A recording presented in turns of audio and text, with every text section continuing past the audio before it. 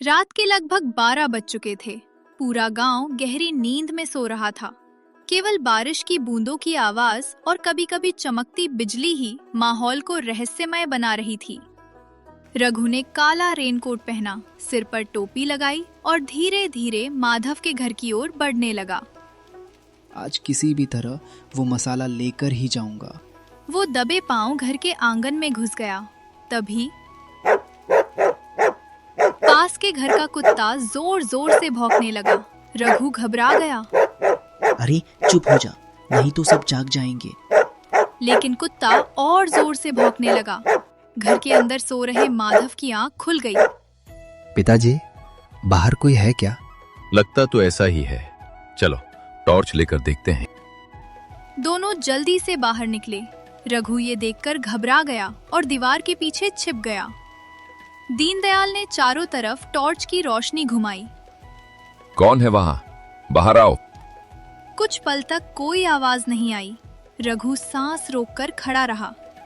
तभी तेज हवा चली और उसके हाथ से एक खाली डिब्बा नीचे गिर गया। आवाज सुनते ही माधव उधर दौड़ा। पिताजी, कोई भाग रहा है। रघु तुरंत दीवार फांदकर बारिश में भाग निकला। माधव भी उसके पीछे दौड़ा, लेकिन बारिश और अंधेरे की वजह से वो उसे पकड़ नहीं पाया। कुछ देर बाद वो वापस लौट आया। पिताजी, मैं उसे पकड़ नहीं पाया। दीनदयाल ने गंभीर आवाज में कहा। कोई बात नहीं बेटा, जिसने भी ये हरकत की है उसका सच एक दिन जरूर सामने आएगा। माधव ने घर का दरवाजा बंद किया और अलमारी खोलकर देखा। खास मसाले का डिब्बा अपनी जगह सुरक्षित रखा था। दोनों ने राहत की सांस ली। उधर बारिश में भीगता हुआ रघु गांव की सुनसान गली से भाग रहा था। उसने गुस्से में अपनी मुट्ठी भींच ली। आज तो बच गया माधव, लेकिन अगली बार मैं खाली हाथ नहीं लौटूंगा। आसमान में तेज बिजली चमकी। बारिश और तेज हो गई। रघु की आंखों में लालच साफ दिखाई दे रहा था, जबकि दूसरी ओर माधव और दीनदयाल को जरा भी अंदाजा नहीं था कि उनकी असली परीक्षा अभी बाकी है। अगली सुबह रामगढ़ गांव में फिर से तेज बारिश शुरू हो गई। काले बादलों ने पूरे आसमान को ढक लिया था। ठंडी हवा चल रही थी और पेड़ों की डालियां बारिश के साथ झूम रही थीं। गलियों में पानी भर चुका था, लेकिन गांव वालों के चेहरे पर खुशी थी। माधव सुबह सुबह उठकर ठेले की तैयारी में लग गया। दीनदयाल भी ताजी सब्जियां लेकर आ गए। जल्दी तैयारी कर लो बेटा, आज रविवार है, बारिश भी है, भीड़ कल से भी ज्यादा होगी। जी पिताजी, आज किसी भी ग्राहक को बिना चाउमीन खिलाए वापस नहीं जाने देंगे। दोनों ने तेजी से पत्ता गोभी, गाजर, प्याज, शिमला मिर्च और हरी मिर्च काटी। नूडल्स उबाले गए, मसाले तैयार किए गए और ठेला सजाकर चौराहे की ओर निकल पड़े। कुछ ही देर में तवे पर तेल गरम हुआ। छन छन लहसुन और अदरक की खुशबू हवा में फैल गई। बारिश में भीगते हुए लोग फिर से ठेले की ओर आने लगे। पहला ग्राहक। माधव भैया, आज 2 प्लेट पैक कर देना। मेरे बच्चों के लिए कम तीखी बनाना। ऊपर से थोड़ा ज्यादा सॉस डालना। माधव हंसते हुए सबकी पसंद के अनुसार चाउमीन बनाने लगा। तभी गांव के स्कूल के प्रधानाचार्य अपने 2 शिक्षकों के साथ वहां पहुंचे। नमस्ते दीनदयाल जी। अरे नमस्ते मास्टर साहब, आइए आइए। आज स्कूल में बच्चों के लिए सावन उत्सव रखा गया है। हमें 50 प्लेट गर्मा गर्म चाउमीन चाहिए। क्या आप बना पाएंगे?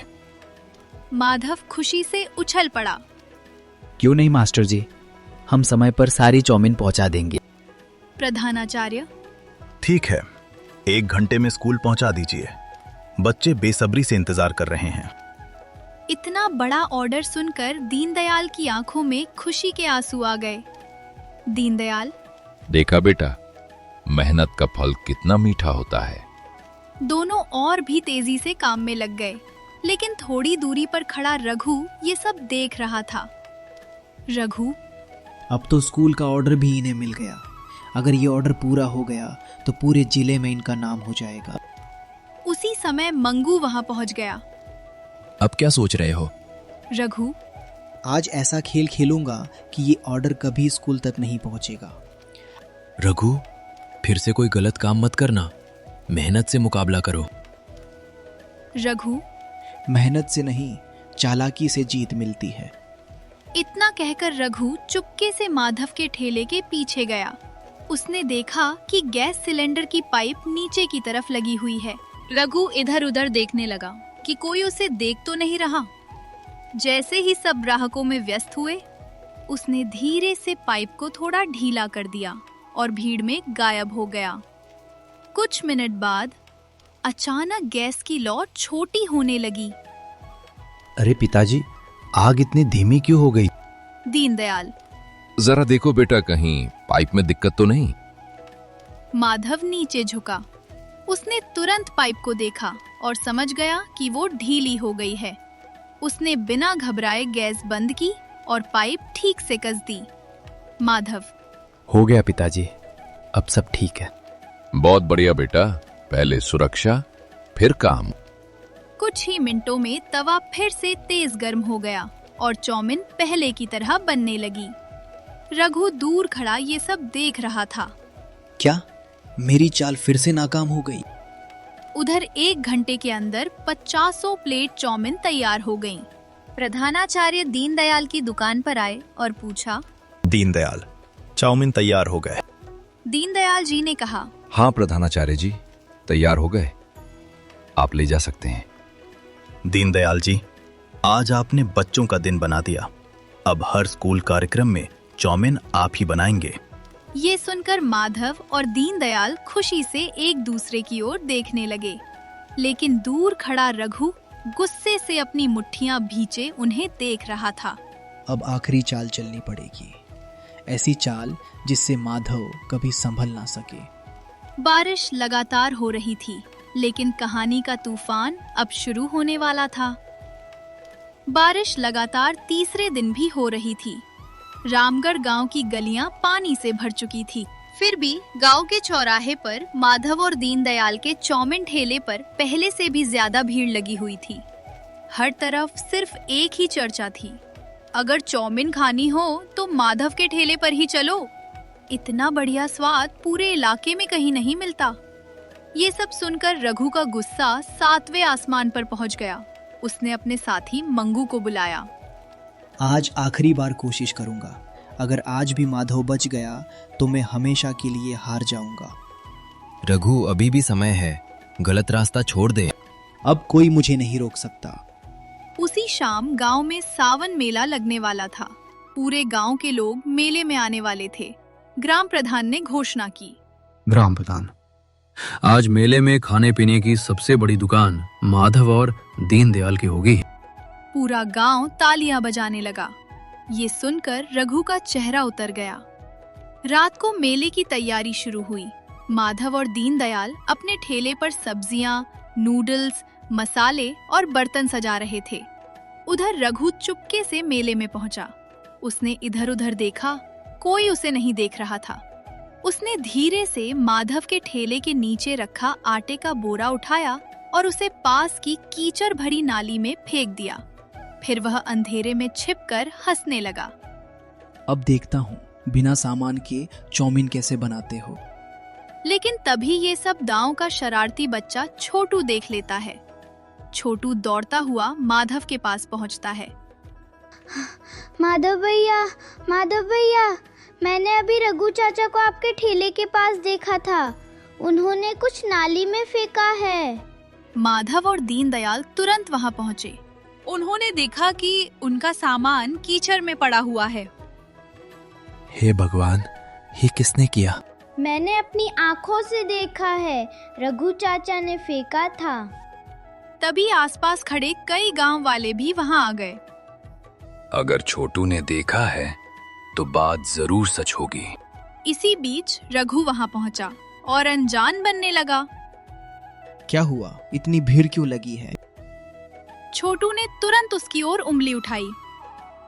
यही है, मैंने इन्हें सामान फेंकते देखा था। ग्राम प्रधान ने सख्त आवाज में कहा। रघु, सच सच बताओ। रघु पहले तो मना करता रहा, लेकिन तभी मंगू आगे आया। प्रधान जी, गलती रघु की ही है।